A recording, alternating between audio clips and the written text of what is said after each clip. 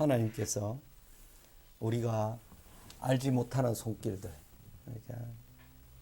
그런 손길들을 통해서 어느 날 우리가 알지 못하는 방법으로 그 신기한 능력이죠. 하나님의 능력과 손길로 사람들을 붙여주기도 하고 보내시기도 하고. 근데 이제 처음에 시작했던 분들이 미국 가시고 포항 가시고 저기 경주로 가시고 이래가지고 빠져나갔다가 지금 이제 한 사람씩 좀 채워지고 있는 중에 있습니다.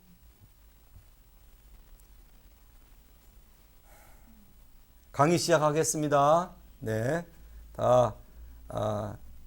강의 시작하겠습니다.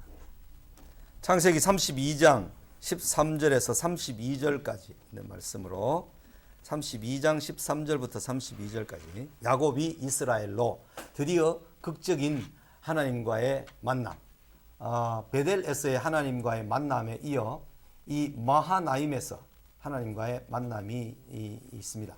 이 마하나임이라는 곳은 야복강가에 있는데요.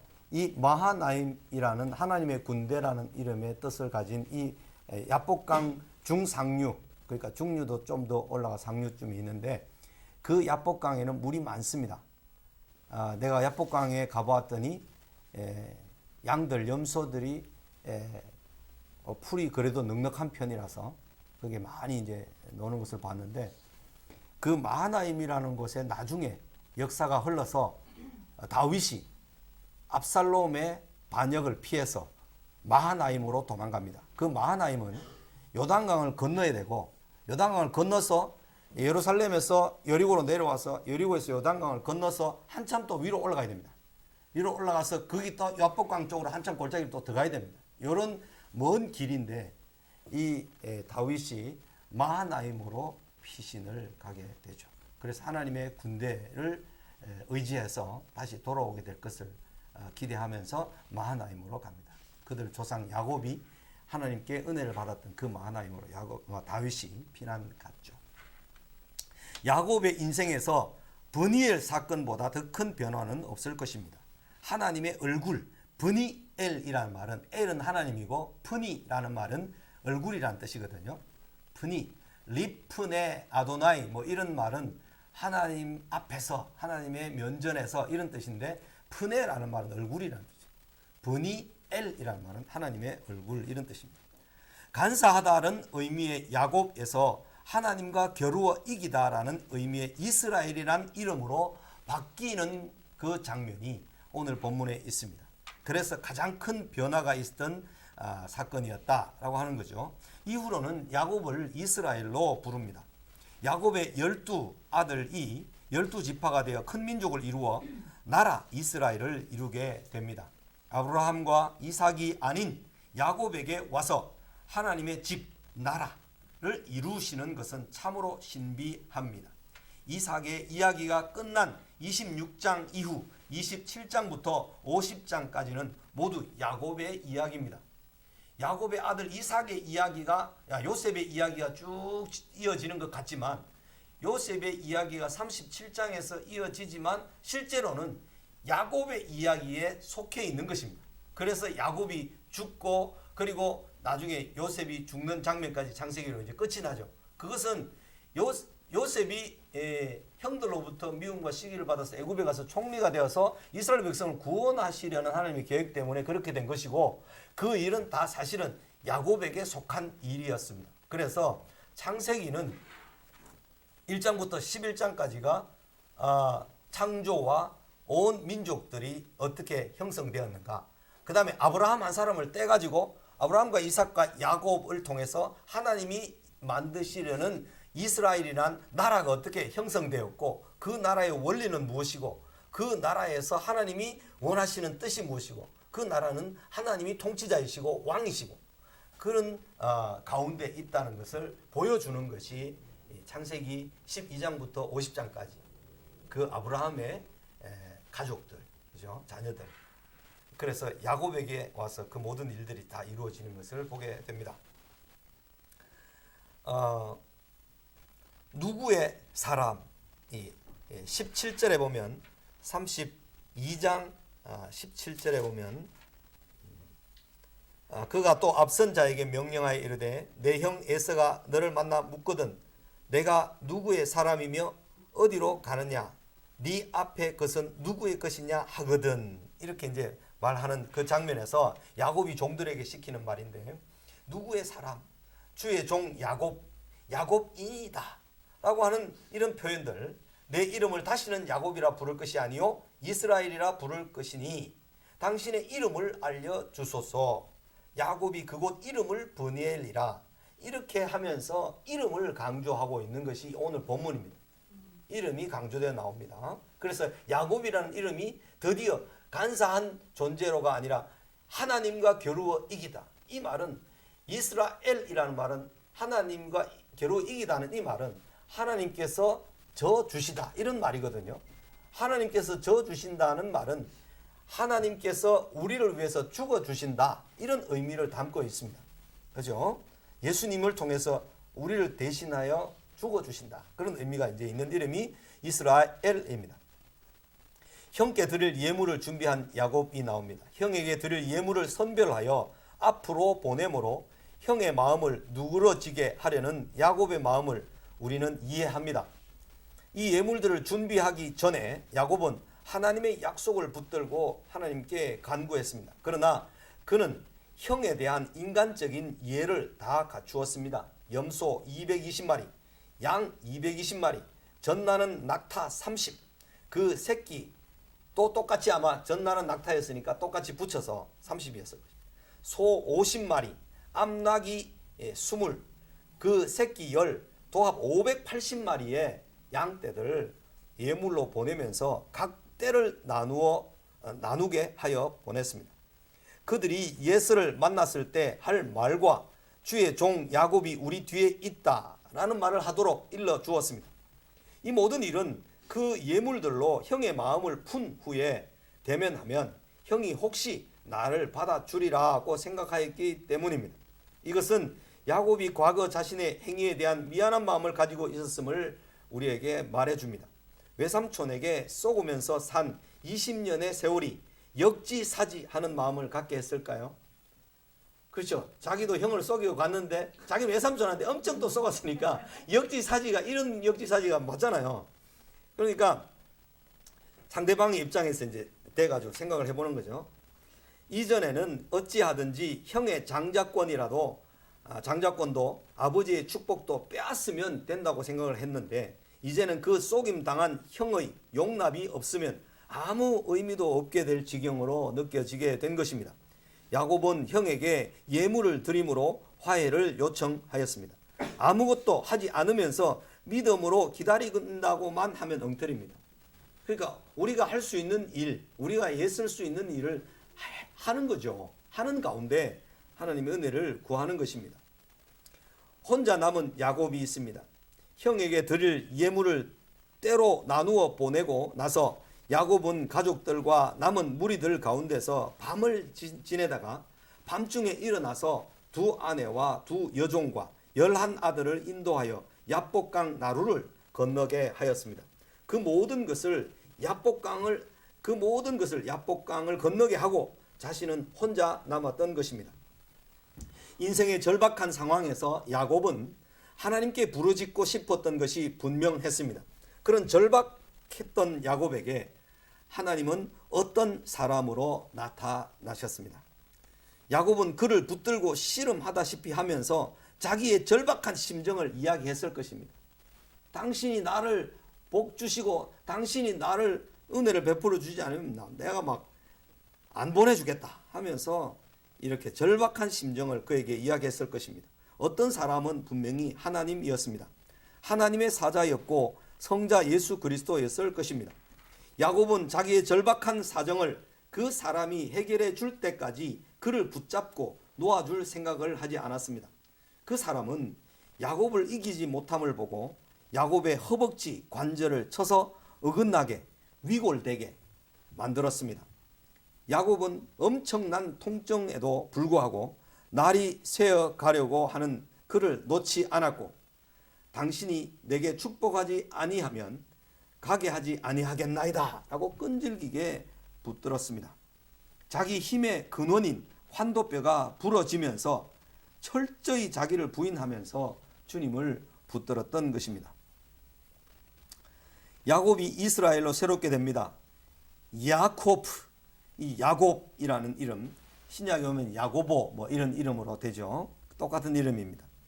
씨름하던 예이베크, 이 말은 이제 워드플레이, 발음이 비슷하고 뭐 이런 것들로 워드플레이로 되는 거죠.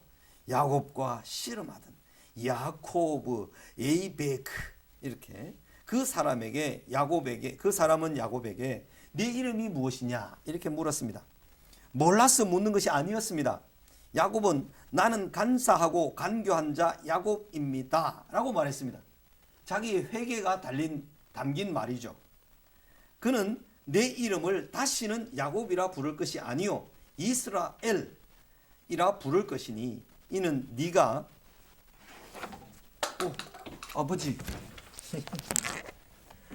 휴지 좀 주시겠습니까? 아 여기 있네요. 이걸 컵을 너무 가까이 놔둬. 컵 좀 휴지 좀.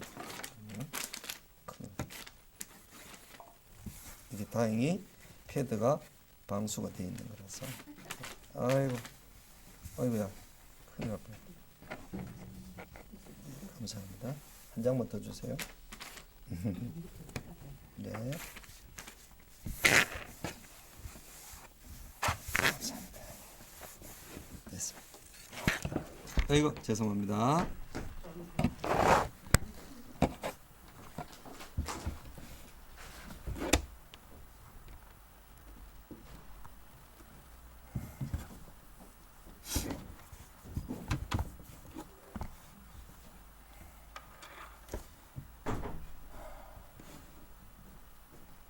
계속하겠습니다. 이게 컵에 있던 커피가 쏟아져서 멀찌감치 두고 있어야 되는데요.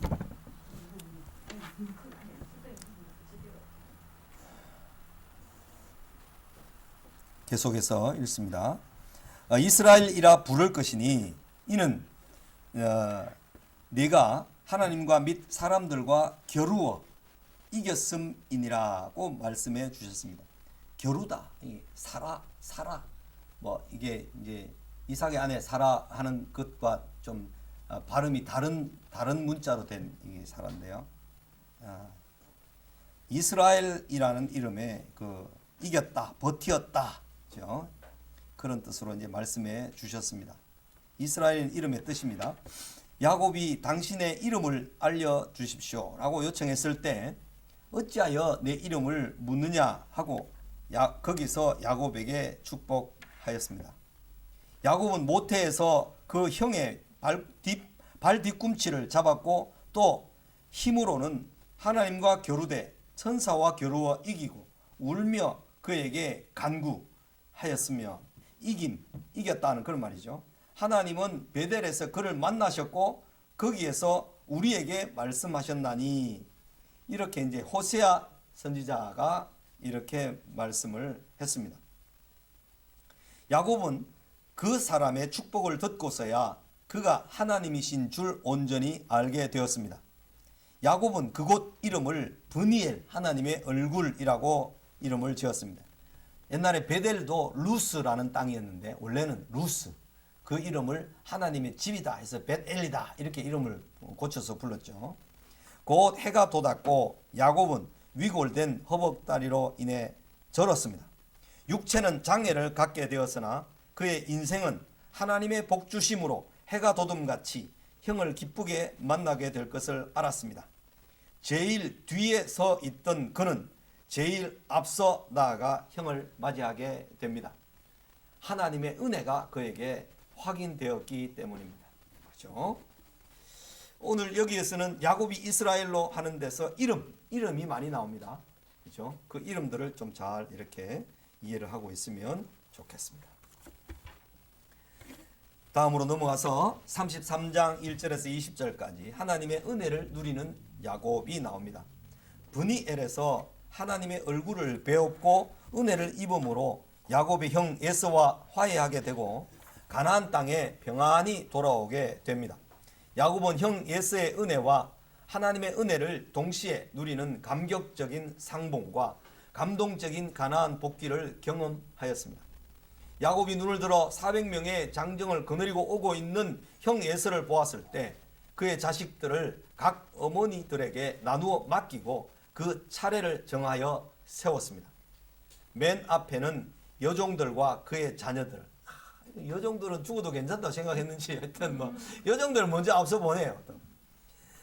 그 다음에 가운데에는 레아와 그의 자녀들, 맨 끝에는 라헬과 요셉을 두었습니다. 이게 이제 라헬과 요셉은 절대로 죽으면 안 된다고 생각해서 혹시 형이 뭐 어떻게 또 할지 모르니까 이제 그렇게 딱 순서를 그렇게 짰습니다. 염려가 되어 야곱에게는 이런 편애를 버릴 수가 없었습니다. 가장 사랑하는 라헬과 요셉은 자기의 목숨과도 같았기 때문이었을 것입니다. 20년 만에 쌍둥이 형제 상봉이 나옵니다. 야곱이 형을 만나는 장면을 표면적으로 보기보다는 이면적으로 우리가 보아야 할 필요가 있습니다. 첫째, 야곱은 제일 앞서 나가 형을 맞습니다. 어제 저녁 브니엘 사건이 없었다면 결코 그렇게 할 수는 없었을 것입니다. 그러나 더 이상 야곱은 지난날의 야곱이 아니었습니다. 이스라엘로서 당당하게 형님 앞에 나아갔습니다. 하나님의 은혜를 입은 사람은 하나님의 보좌 앞에 당당히 나아갑니다. 히브리서 4장 16절입니다.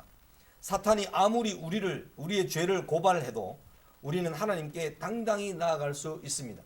하나님의 은혜의 보좌 앞에 담대히 나아갈지니라. 둘째로 20년간 해결되지 않았던 형제지간의 반목이 완전히 해소되었습니다. 어제 이전까지만 해도 야곱의 20년 세월이 물거품이 될 것만 같았지만 야곱은 그 두려움에서 완전히 자유하게 되었습니다. 죄 아래에 있을 때에는 우리 인생의 모든 화려한 업적과 명성과 부가 의미가 없었는데 그리스도 안에서 비로소 완전한 자유를 누릴 수 있게 되는 것입니다. 야곱에게 하나님께서 찾아오셔서 은혜를 베풀어 주셨을 때 야곱은 형의 그 압박과 형의 그 무서운 그 어떤 공격 그런 데 대해서 자유를 누리게 되었던 것이죠. 세 번째로 아브라함과 이삭을 잇는 약속의 자녀로서 야곱이 완전히 자리매김하는 계기가 되었습니다. 이제 더 이상 형도 더 이상 자기가 장자가 되거나 뭐 아버지의 유산을 상속받거나 뭐 이러려고 하지 않는 거죠. 이제 하나님의 뜻을 다 알게 됐다 하고 서로가 다 온전히 받아들이는 상태가 된 것입니다. 이제 가나안 땅은 이스라엘의 것이 되었고 예서는 완전히 자기 땅 세일로 물러가게 된 것입니다. 야곱을 통해 하나님의 나라가 세워질 것을 확고하게 확인한 사건이 된 것입니다. 하나님의 은혜를 고백하는 이스라엘, 야곱이 나옵니다. 이스라엘이라는 이름을 이쉬, 사람, 그리고 라아, 보다, 엘, 하나님이라고 해석하려는 사람이 있습니다. 하나님을 보는, 열망하는 사람이라는 뜻으로 이해하려고 하는 사람이 있습니다. 이스라엘, 하나님과 교류다 또는 하나님과 교류이기다 이런 뜻으로 이제 이스라엘이라는 이름을 지어줬는데 이쉬라는 사람이라는 단어와 라아라는 보다라는 단어와 엘이라는 하나님이라는 단어가 합쳐져서 이스라엘 이렇게 된 것이 아닌가. 이렇게 해서 하나님의 얼굴을 본 사람은 승리하는 사람이다. 하나님의 얼굴을 면전에서 본 사람은 항상 이기는 사람이다. 그런 의미로 이제 해석하려는 사람이 있습니다. 약간은 의의가 있는데 정확하다. 뭐 이것이 확실하다. 이런 것은 아닙니다. 의견을 추적해 보면서 이렇게 생각하는 사람이 있는 거죠. 야곱은 형으로부터 받는 은혜는 하나님의 은혜에 근거함을 간증하였습니다. 형에게 가족을 소개할 때에도 형에게 예물을 보낸 의미를 말할 때에도 형의 얼굴을 뵙는 것도 모두 은혜, 헨이라고 말하고 있습니다. 헨과 헤세드, 이 헨이라는 말, 그 다음에 헤세드라는 이 말, 이게 이제 헤세드. 이 헤세드라는 말은 주로 하나님께만 쓰입니다. 하나님께만. 헨이라는 말도 하나님께서 주어가 되어서 은총. 다 이제 은총이라는 말이고, 이게 이제 은혜라는 이런 말인데, 그 다음에 인자와 진리라고 할 때 인자 이런 뜻이죠. 인자 이런 말인데, 이 헨이라는 말이 여기에는 하나님과 사람이 다 쓰입니다. 근데 여기에는 하나님만 쓰입니다. 하나님. 그래서 룻기에 보면 룻이 나오미가 보아스의 은총을 입었다라고 할 때, 은혜를 입었다 할 때는 그거는 완전히 신적인 사람 헤세드만 나옵니다. 이것만 나옵니다. 룻기에는. 그런데 모세가 여호와 앞에 은총을 입었더라라고 얼굴을 뵙고 죽지 않은 그 은총을 입었더라 할 때는 이 헨이라는 말이 쓰입니다. 모세가 여호와를 뵙고 은총을 입었더라라고 할 때는 출애굽기 30장 거기에 보면 이 헨이라는 말이 쓰입니다. 헨. 이건 둘 다 쓰입니다. 하나님과 사람에게 할 때. 물론 하나님 은총이 있고 그다음에 사람이 베푸는 은총, 이것도 이 헨이라는 말을 쓰기도 합니다. 그렇죠? 그렇게 구분되어 있습니다. 야곱은 이 지금 헨을 말하는 거죠. 하나님께로부터 받은 헨이 형으로부터 받은 헨, 이거하고 동일시하고 있는 거죠. 그러니까 형으로부터 받은 헨, 그것은 하나님께로부터 온 헨이다. 그렇게 이제 말하는 거죠. 야곱은 은혜를 입은 사람, 은혜의 사람이 된 것입니다. 이제까지는 속이고 속임을 당하는 가운데 하나님의 은혜보다는 자기의 수단과 방법을 동원하여 살려고 하였는데, 이제부터는 하나님의 은혜를 간증하고 고백하고 감사하는 자세로 살게 된 것입니다. 하나님의 사람들은 이렇게 하나님의 은혜와 사람들의 은혜를 알고 살아야 하며 감사하며 살아야 합니다. 그것이 거듭난 인생의 참된 모습입니다. 하나님의 은혜는 감사하는데 우리 엄마 아버지 은혜는 내가 감사 못하겠다 이러면 안 되죠. 하나님의 은혜는 아는데 우리 성도님들 목사님들 뭐 은혜를 감사합니다. 이 감사할 줄 알아야 될 수, 그죠? 그것은 하나님께로부터 주어지는 헨이라는 은총이 야곱 형을 통해서 베풀어지는 헨으로 나타나서 야곱이 경험한 거죠. 그러니까 하나님께서 직접 우리에게 직접 뭐 하늘에서 돈을 내려주시는 방법이 아닌 사람을 통해서 돈을 우리에게 전달해 주거나 사람에게 은총을 입게 되는 그런 방편이 있는 거죠. 이 헨이. 그죠? 그래서 하나님께만 감사가 아니라 사람들에게도 감사하며 감사를 말하며 살아야 하겠습니다. 그것이 거듭난 인생의 참된 모습이고요. 형 에서는 동생이 주는 예물, 이 예물을 뭐라고 썼는가 하면 비라카라는 말을 썼는데요. 이 비라카라는 말은 복입니다. 복.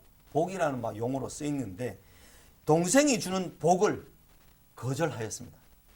동생이 주는 예물을 거절했습니다. 그러나 야곱은 형에게 극구 그 선물을 받으라고 강권하였습니다. 지난날 빼앗은 복은 돌려줄 수 없어도 지금 그 복, 예물은 받아달라고 요청하였던 것입니다. 그 똑같은 그 바라카라는 말을 쓰면서 내가 하나님께로부터 받은, 아버지께로부터 받은 상속자로서 또는 이제 하나님 나라를 이루어갈 아버지의 대를 이어갈 그 사람으로서는 내가 복을 받았지만 이제 형은 내가 드리는 이 복, 하나님께서 내게 주셔서 많은 물질이 생겼는데 이 물질을 형에게 드립니다 하면서 그때 물질, 예물 뭐 이런 그냥 일반적인 단어가 아니라 복이라는 말을 써서 예물을 표현했던 것을 보면 그런 의도가 있었지 않느냐 생각을 합니다. 하나님의 은혜로 복을 받아 이제 형에게 물질로 복을 돌려드리고 싶었던 야곱의 마음을 읽을 수가 있습니다. 예서는 선물을 받았습니다. 그는 동생과 함께 동행하고 호위할 사람을 붙여주기를 원했지만 야곱은 극구 사양하며 형을 먼저 돌아가게 하였습니다. 어린 자녀들과 새끼 뵌 짐승들을 급히 몰 수 없다는 것을 근거로 하여 형을 먼저 돌려보냈습니다. 야곱은 형의 도움을 사양하는 일조차도 은혜로 여겼습니다. 그 은혜를 내게 베풀어 주십시오. 형이 먼저 가시고 내가 천천히 갈 수 있는 은혜를 베풀어 주십시오. 이런 것을 통해서도 은혜라는 말을 했습니다. 야곱은 이제 훨씬 이전보다 신사적이고, 그죠? 더 친절하고 더 뭐랄까요? 넉넉하고 여유로운 그 마음을 가진 사람이 되었죠. 야곱의 가나안 정착이 나옵니다.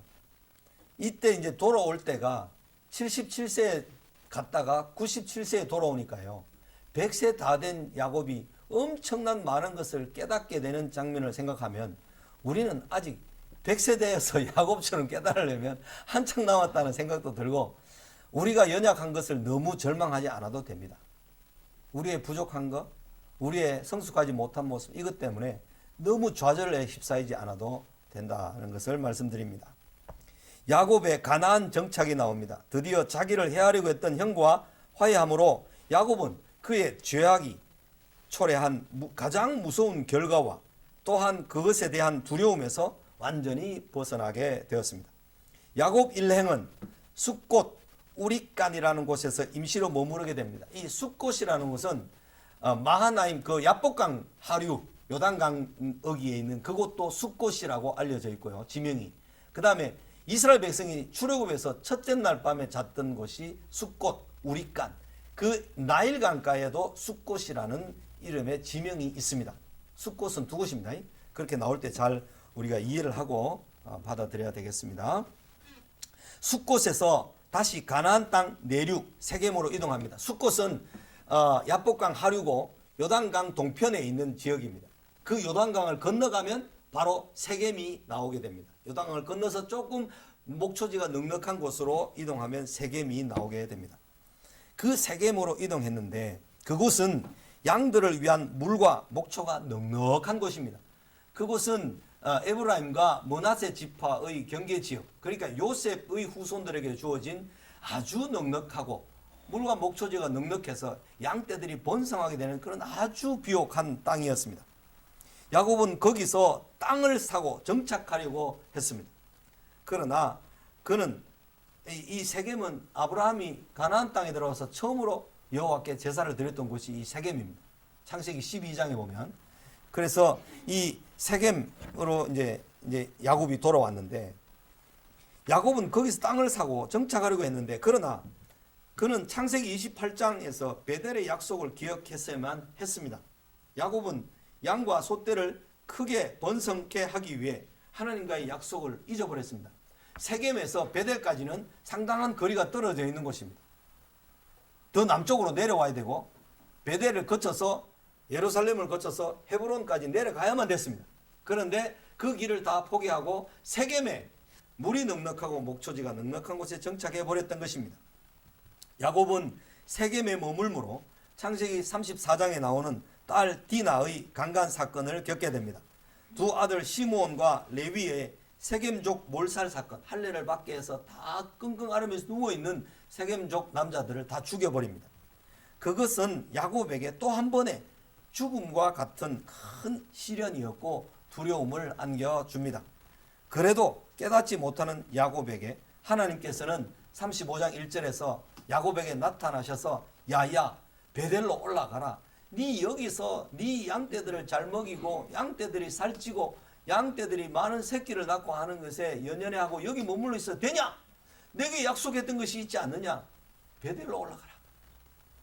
그 세겜은요 좀 저지되면서 풀과 목초가 넉넉한 곳입니다. 이스라엘 땅이 지중해에서 수증기가 올라가서 구름을 이루어서 땅에 비를 내리는 곳, 그것이 주로 이 세겜과 그 다음에 그 갈릴리 바다 그 밑으로 좌우로 에브라임과 므낫세 지파가 받았던 이 땅이 물이 제일 넉넉한 곳이고 목초가 제일 넉넉한 곳이란 말이죠.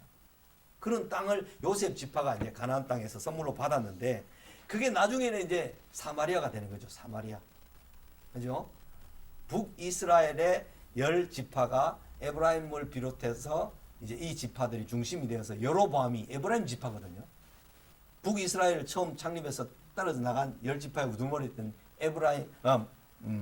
여로보암이 에브라임 지파였다.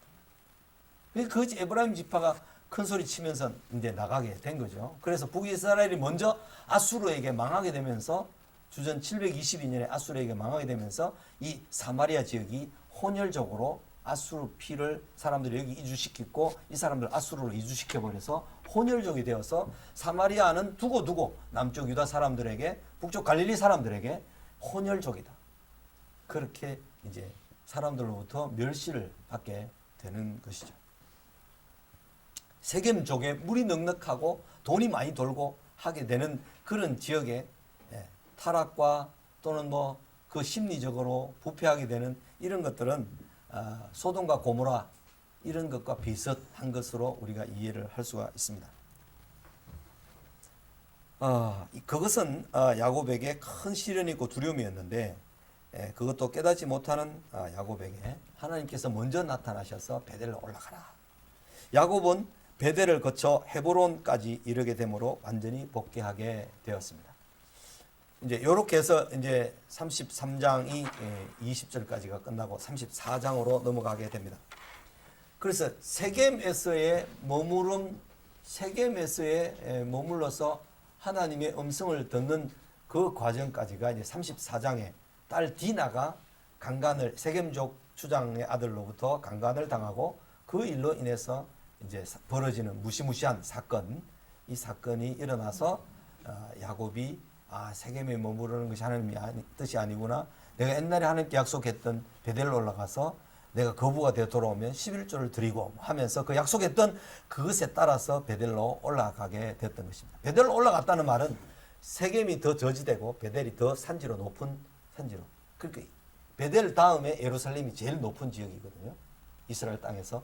그리고 세겜, 베델, 예루살렘 이쪽은 남쪽으로 내려오면서 점점 높은 곳으로 올라가게 됩니다. 점점 높은 지역으로 그래 되어 있습니다. 창세기 34장 1절에서 17절까지 또 한번 봅니다. 쏘김은 쏘김을 낳습니다. 그렇죠? 콩 심은 데 콩 나고 팥 심은 데 팥 나는 것처럼 숫꽃은 오늘날 와디, 이 건천이라고 하는데요. 이스라엘 땅에는 11월 달부터 그 다음 해 봄까지 우기가 됩니다. 비가 많이 옵니다. 그 겨울철이죠. 겨울철에 제가 11월 달에 이스라엘 갔을 때 비가 많이 오는데 이런 비가 온다고 그들이 얼마나 축제를 벌이면서 밤새도록 떠들고 북을 치고 막 노래하고 시편을 읊조리고 이렇게 이제 하는 장면을 봤는데 이 건천이라는 것은 주로 물이 비가 많이 오면 싹 흘러서 큰 바다로 흘러내려가 버리고 비가 그치면 금방 하천이 없어져 버려요. 맨 땅이 되어버리는 그런 것을 와디라 그럽니다. 와디. 그래서 이 와디 라에브와 제르카 강, 야복강 사이에 있는 고브아르, 오베이테 뭐 이렇게 알려진 현재의 비옥한 땅입니다. 요르단 동쪽 야복강 북쪽 지점에 있는 성읍인 숫꽃에는 동쪽으로는 언덕이 자리하고 있고 서쪽으로는 요단강에 이르는 오솔길이 존재한다 이랬습니다. 이것은 뭐 그림으로 안 그려봐도 이렇게 이제 이해를 할 수 있죠.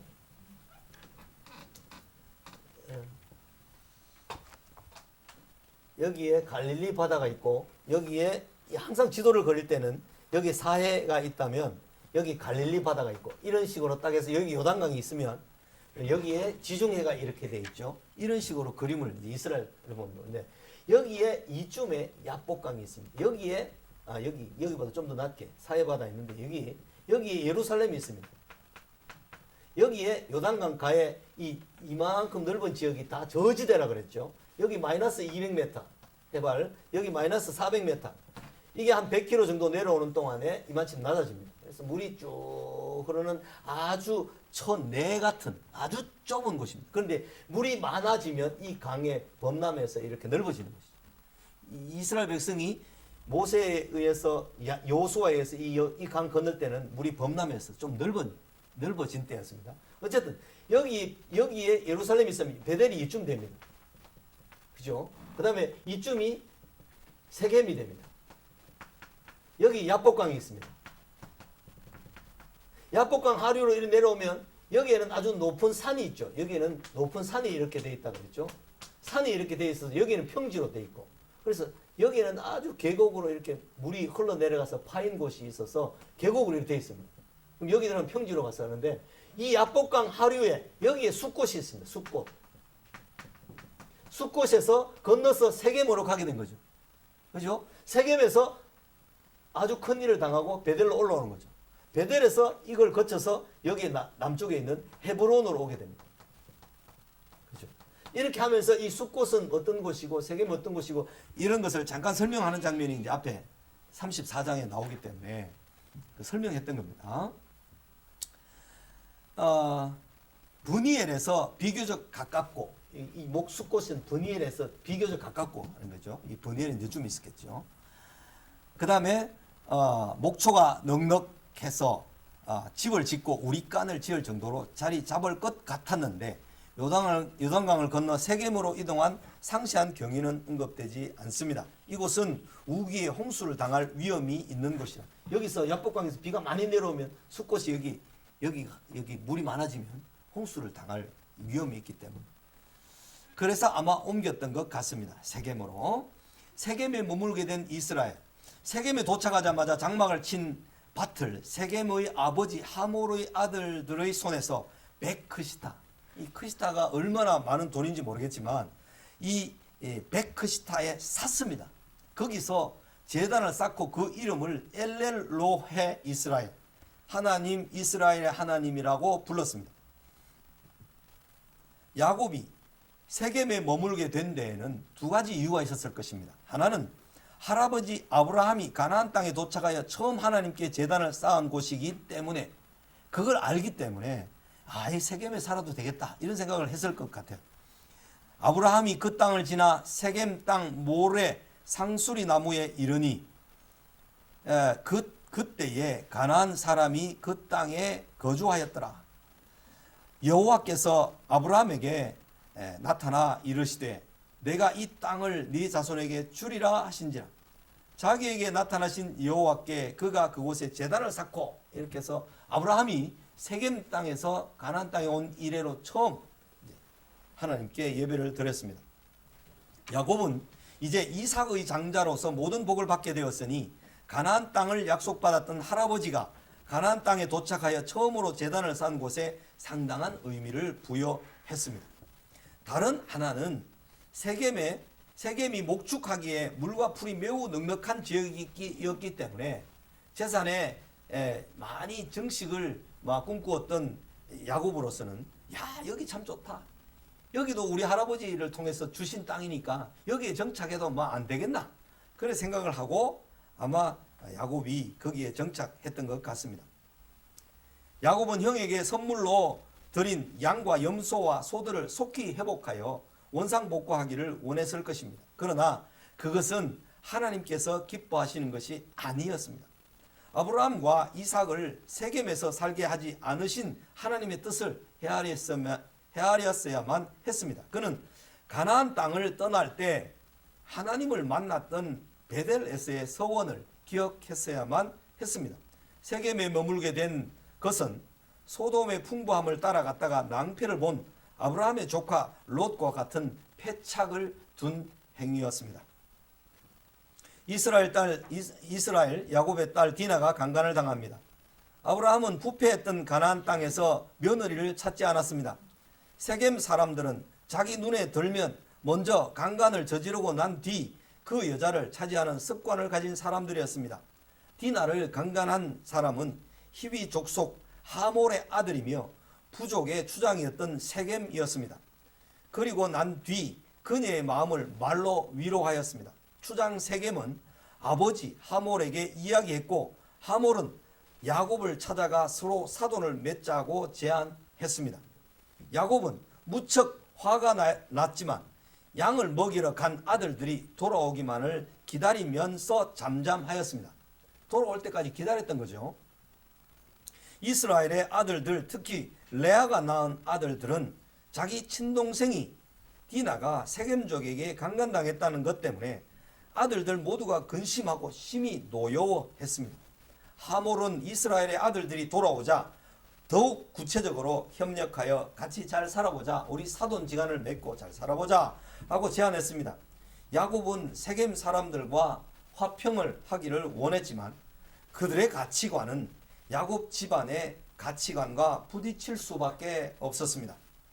아브라함과 이삭은 가는 곳마다 가나안 사람들에게 위험을 느끼면서 피해 다니며 나그네로 살았지만 야곱은 세겜에서 틀을 잡고 안정되게 살기를 원했던 것입니다. 그것이 딸 디나의 강간 사건을 불러왔는지도 모르는 일입니다.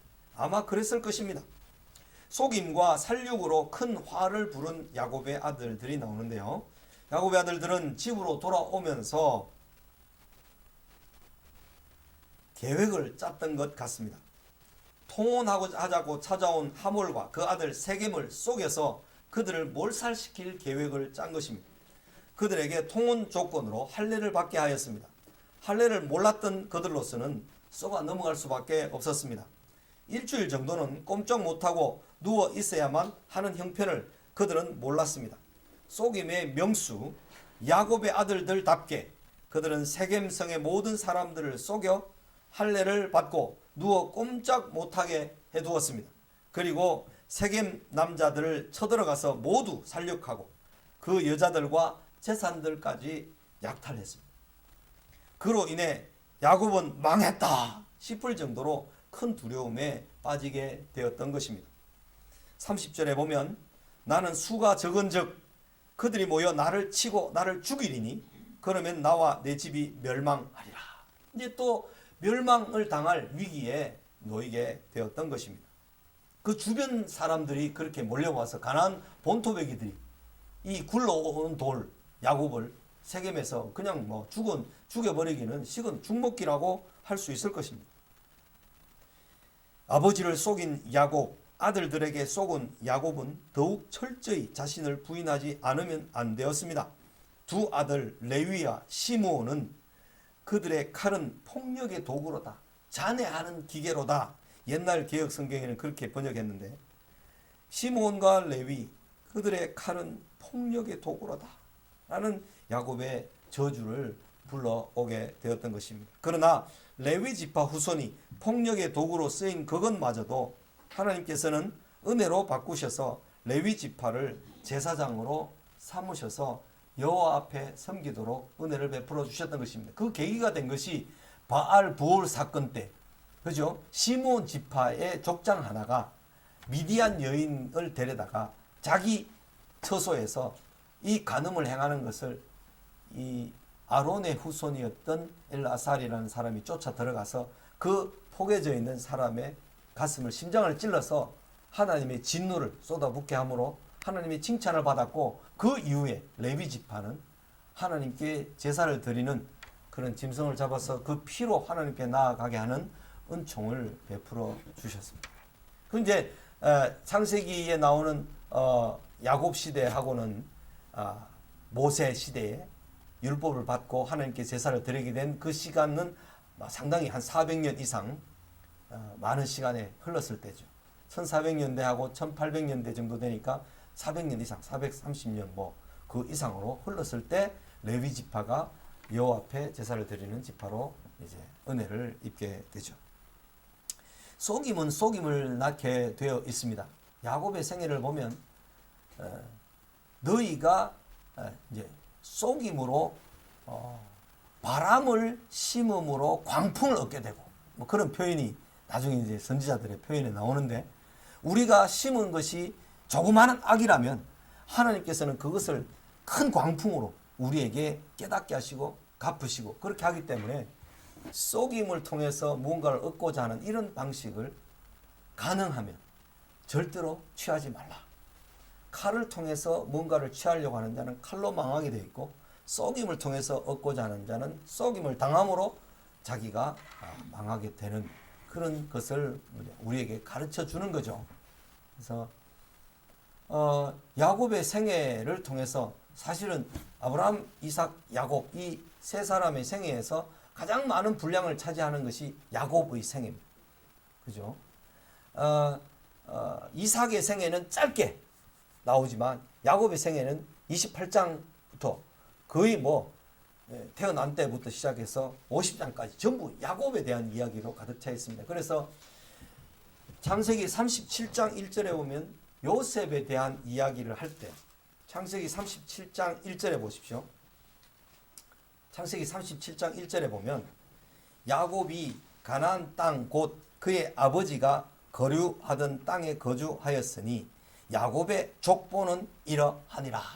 야곱의 족보를 이야기하면서 요셉이 꿈을 꾼 이야기를 시작을 합니다. 그러니까 요셉이 꿈을 꾸고 그 꿈이 완성되는 애굽의 총리가 되어서 풍년의 곡식을 거두어서 그 주변에 있는 모든 나라 사람, 자기 가족들을 구원하게 하시는 하나님의 계획들이 성취되는 이 모든 일도 다 무엇이라고요? 야곱의 족보, 야곱의 그 모든 일에 해당되는 것으로 속하여 있다 하는 것을 우리에게 보여줍니다.